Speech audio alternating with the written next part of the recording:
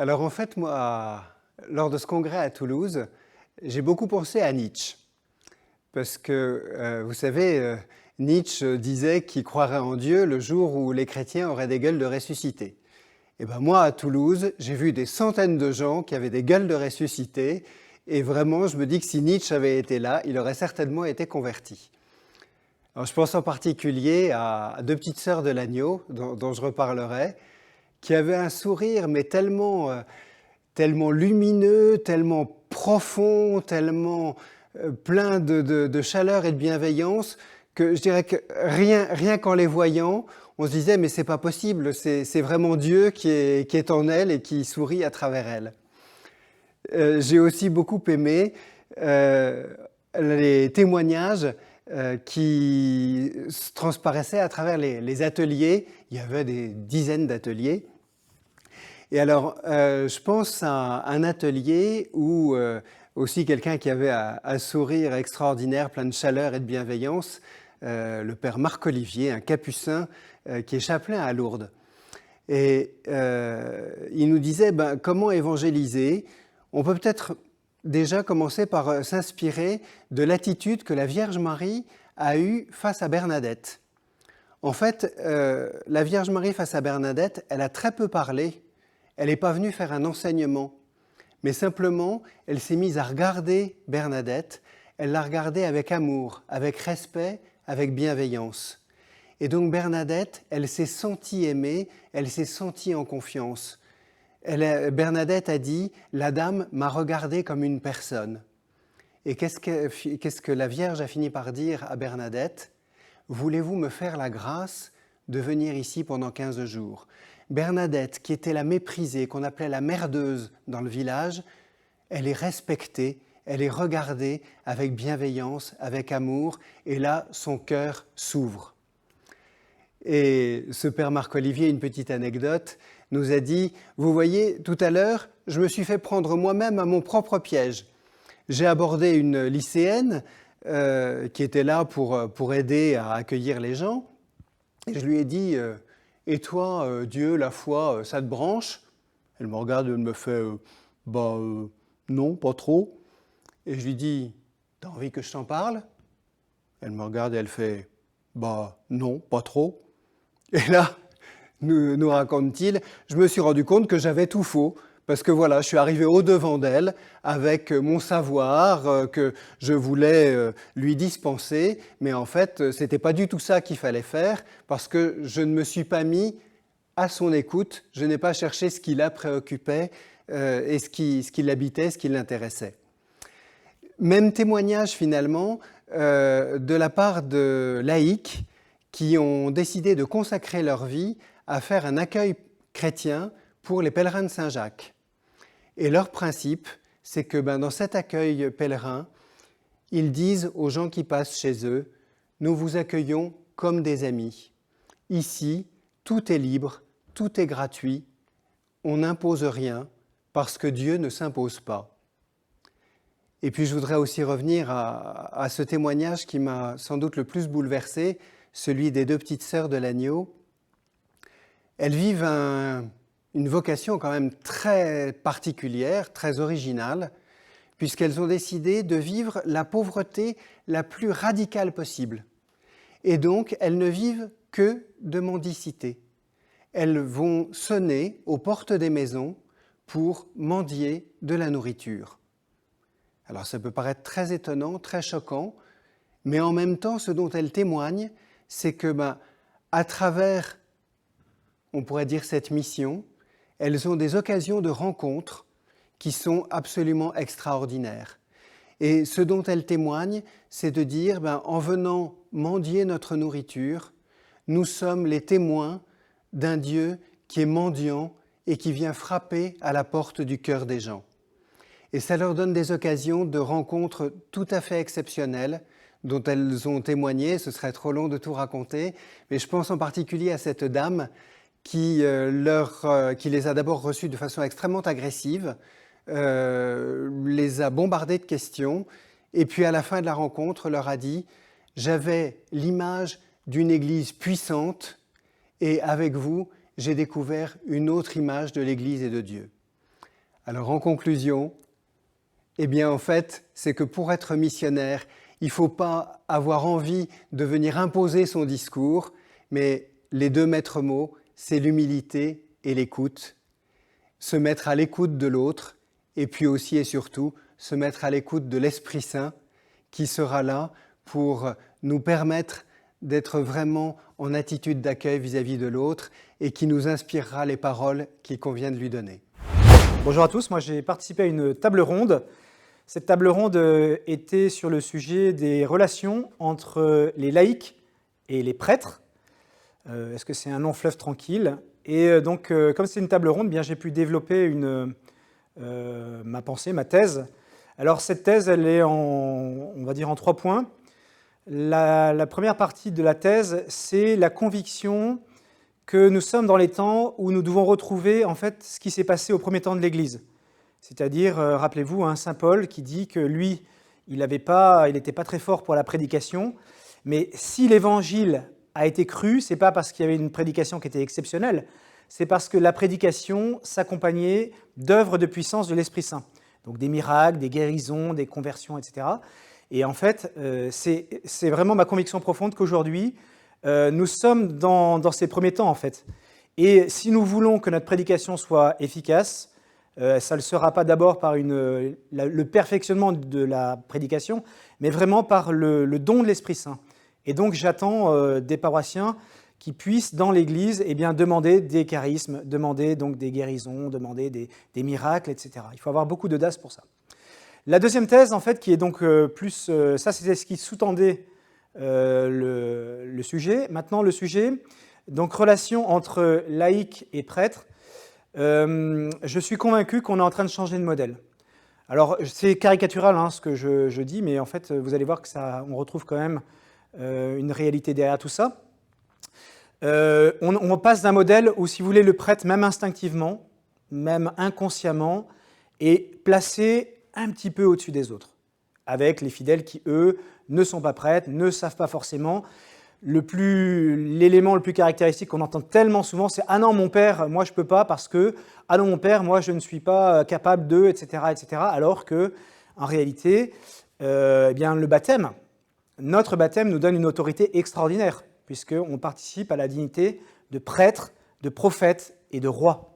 Donc tout baptisé, en fait, qui se nourrit de l'Esprit Saint, est capable de parler avec autorité comme prêtre, prophète et roi. Et ça, c'est quelque chose qu'on a perdu, parce que le modèle, en fait, il est relativement, je dirais, infantilisant. Parce que si vous avez celui qui sait et celui qui sait un peu moins, instinctivement, vous avez une hiérarchie. Alors, ma thèse, c'est qu'aujourd'hui, on est en train de changer de modèle, et que si les fidèles demandent, ont une vraie relation avec l'Esprit Saint, demandent son aide, etc., les fidèles vont découvrir qu'ils ont cette autorité. Ils peuvent eux-mêmes parler de Jésus, ils sont autorisés à parler de Jésus, ils sont autorisés à évangéliser. Et du coup, le prêtre et le fidèle, en fait, il n'y a pas de hiérarchie différente. Plus exactement, nous sommes tous chrétiens. Donc on est tous, on essaie comme on peut, de témoigner du Christ. Mais si vous voulez, prêtre et laïc, il n'y a pas de distinction en termes de prééminence ou je ne sais quoi. Par contre, parmi tous les chrétiens, il y en a que Dieu choisit de manière particulière pour exercer dans tous ceux qui ont autorité, donc tous les baptisés, un discernement. Et je crois que le modèle, vous voyez, au lieu de passer d'être le prêtre et puis ensuite les fidèles, etc., je crois qu'on peut imaginer une horizontalité beaucoup plus grande, une co-responsabilité, si vous voulez, dans la mission. Et le rôle spécifique du prêtre dans la relation avec les fidèles, c'est qu'en fait, il va exercer un discernement. Tout le monde est appelé à œuvrer pour la mission, chacun avec son génie propre et ses charismes, mais le prêtre, lui, au nom de l'Église, il exerce un discernement. Il est pasteur, il gouverne en exerçant ce discernement. Et enfin, troisième point de la thèse, en fait, c'est de rappeler que l'Église, elle est constituée de 2 poumons ou de 2 voies qui sont coexistantes. C'est la voie hiérarchique et la voie charismatique. Alors pour comprendre ça, eh bien en fait, il faut retrouver donc Saint Paul dans la première épître aux Corinthiens au chapitre 12, verset 28. Voilà ce qu'il nous dit. Et ceux que Dieu a établis dans l'Église sont premièrement les apôtres, et donc là on a la dimension hiérarchique, et puis ensuite les prophètes, les docteurs, les miracles, les dons de guérison, d'assistance, de gouvernement, la diversité des langues. Et donc vous voyez que Saint Paul, dans la même intention, manifeste que l'Église elle est hiérarchique, donc il y a les apôtres qui sont fondés donc, par le Christ pour former cette hiérarchie qui est un don de Dieu, nous rappelle Saint Paul, mais il n'y a pas que la voie hiérarchique dans l'Église, il y a aussi la voie charismatique. Et c'est là, clairement, dans le premier modèle que j'ai exprimé, que j'ai montré, qui est encore celui qu'on vit un petit peu en conséquence, eh bien en réalité, ce premier modèle, puisqu'il est excessivement porté vers la hiérarchie d'ailleurs qui produit les sacrements, etc., eh bien les fidèles en sont venus à ne plus tellement demander les dons extraordinaires que Dieu veut donner, qu'on appelle les charismes. Et Saint Paul montre bien que l'Église, ce n'est pas l'un ou l'autre, c'est l'un et l'autre. Alors voilà, je ne peux que vous encourager à demander que l'Esprit Saint suscite en vous des charismes pour le bien de tous. Merci. Au Congrès Mission à Toulouse, auquel j'ai eu la joie de participer, un des ateliers m'a particulièrement marqué. Alors son titre est un petit peu sur le ton humoristique. « Allô docteur, je n'ai pas de charisme, est-ce grave ?» Voilà, il était d'ailleurs animé par une petite sœur pleine d'humour et peut-être que ça m'a réconcilié effectivement avec les charismes. Donc le premier constat qu'elle faisait, c'est que Dieu, l'Esprit Saint, a de nombreuses manières de nous parler. Et la première épître aux Corinthiens est riche, très riche d'enseignements sur ces charismes. Alors elle nous a fait apprendre par cœur une phrase. À chacun, la manifestation de l'Esprit est donnée en vue du bien commun. Et cette phrase, c'est la clé de tout. À chacun, pour nous dire simplement qu'il n'y a pas d'élite. Nous sommes tous appelés. Il peut être donné à tous d'exercer un charisme. À chacun est donné, c'est un cadeau, c'est gratuit. Je ne peux pas le fabriquer, je ne peux pas l'apprendre, je ne peux pas aller le chercher quelque part, c'est un cadeau. La manifestation, parce qu'un charisme, c'est ce qui va donner de la visibilité. Voilà, pour pouvoir le vivre, d'ailleurs, il va falloir sortir de derrière nos piliers et aller...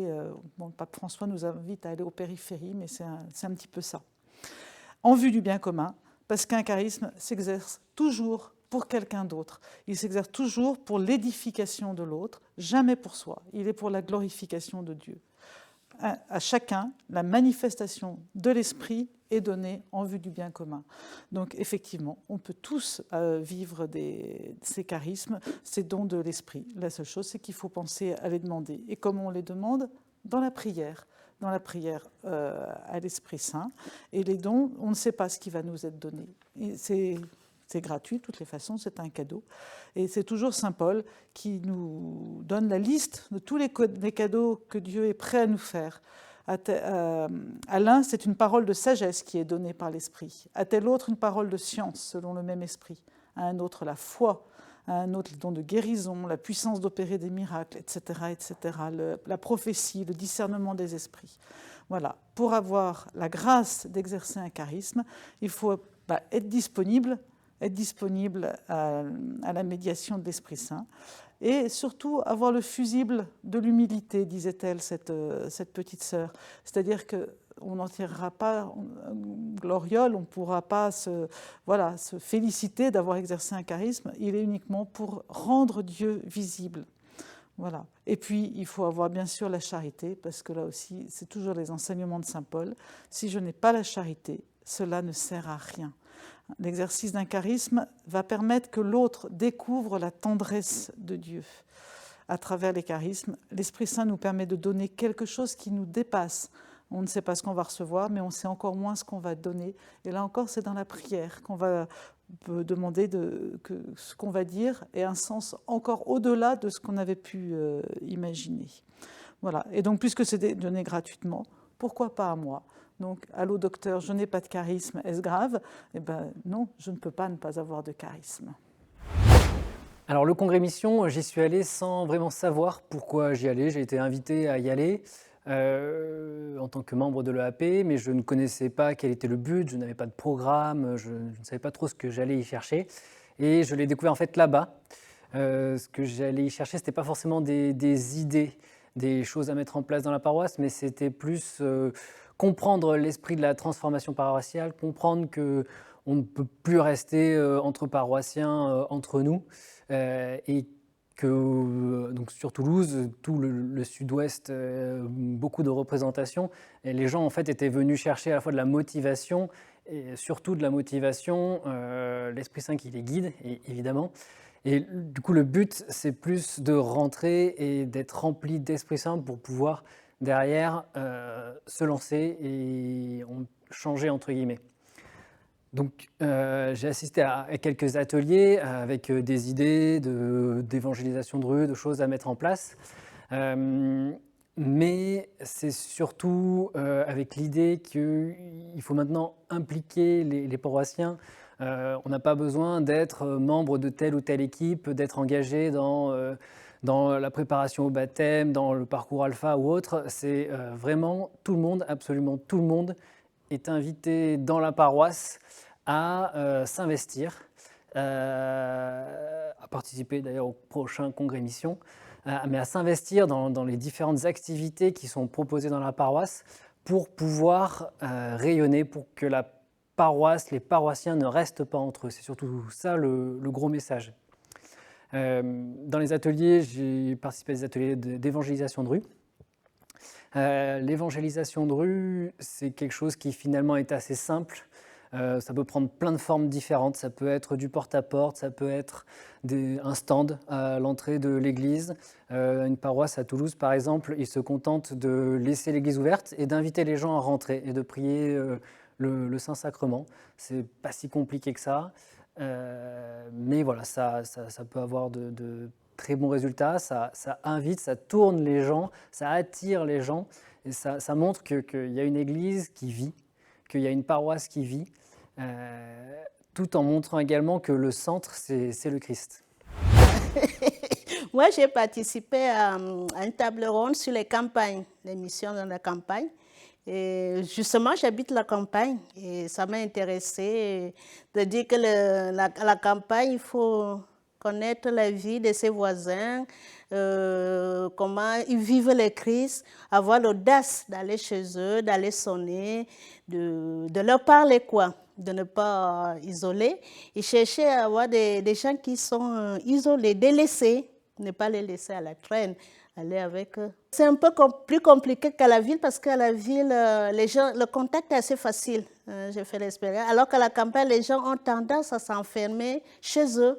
Donc, c'est à nous d'aller vers eux, de créer des amitiés avec eux.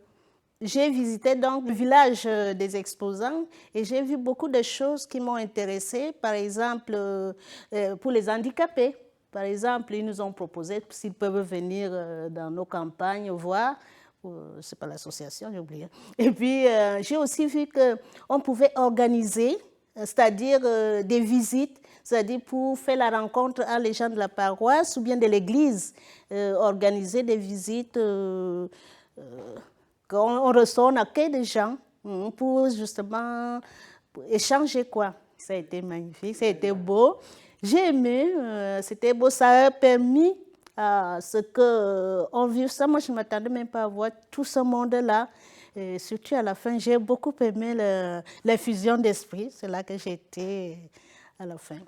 Lors du congrès mission à Toulouse, j'ai assisté à une conférence du père James Malone. Le père James Malone est un prêtre canadien qui a lancé sa paroisse au Canada dans une transformation pastorale orientée sur la mission, qui a porté beaucoup de fruits. Il est l'auteur d'un ouvrage qui s'appelle « Manuel de survie pour les paroisses ». Alors son exposé était articulé en 3 points.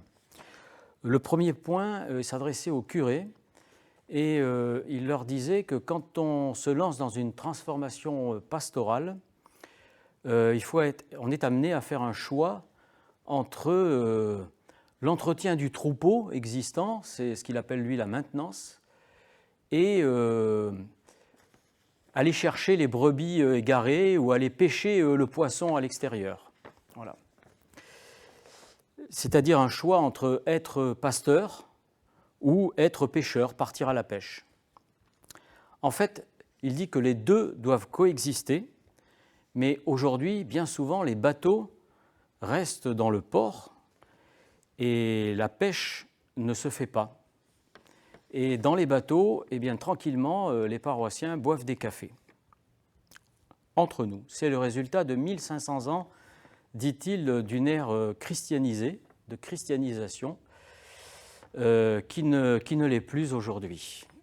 Alors si les deux, la maintenance et la pêche, doivent coexister, aujourd'hui, il faut clairement donner une priorité à la mission par rapport à la maintenance.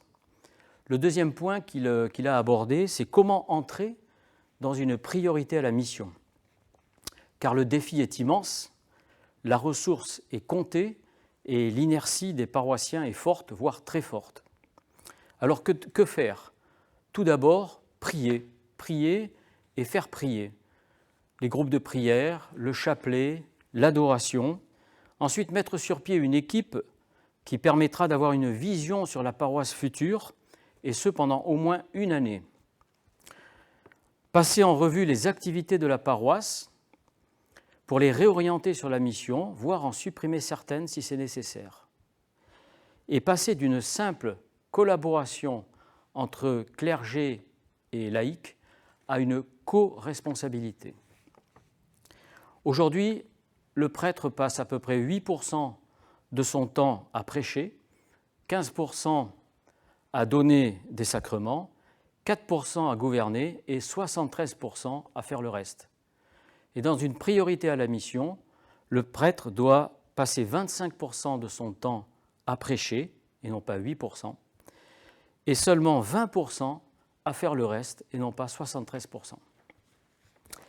Le troisième point abordé, c'est quelle stratégie adopter, et pour cela, il propose un plan en 3 phases.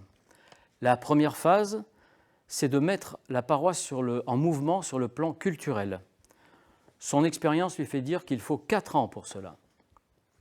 Faire comprendre que nous sommes dans des temps nouveaux, apostoliques, et non plus dans une ère chrétienne. Savoir changer les structures qui le méritent, faire partager la vision, en parler sans cesse, notamment dans les homélies pour les curés, les prêtres, et prier, prier, et commencer un peu à sortir pour évangéliser. L'inertie va être forte. Il faut sentir le poids de bascule quand environ 40% des paroissiens seront convertis et adhéreront à la vision. La deuxième phase du processus, c'est entrer dans ce processus non plus par une succession d'activités empilées, mais d'activités ordonnées autour de la mission pour ramener à Dieu les brebis égarées. Ce processus s'inspire d'un document rédigé en 2007 par les évêques d'Amérique latine sous l'impulsion forte du cardinal Bergoglio, notre pape François, et dont on retrouve l'esprit et la lettre dans la joie de l'Évangile. Ce processus est le suivant: faire entrer dans une culture de l'accueil, être une Église qui invite et qui accueille, en commençant par inviter au parcours Alpha. Alpha est une pré-évangélisation qui est le vrai début du processus. À l'issue d'Alpha, les invités doivent pouvoir continuer des rencontres fraternelles entre eux autour d'un thème de foi, ce qu'il appelle des groupes de liaison, pendant quelques mois, puis rejoindre des groupes de formation, puis des groupes de prière pour arriver finalement à participer à la liturgie. Et ce processus doit être connu par tous les paroissiens. La troisième phase, et la dernière, c'est celle de l'évangélisation. C'est l'Église en sortie vers les périphéries. Ce sont les barques qui quittent enfin le port pour la plus grande joie de Jésus.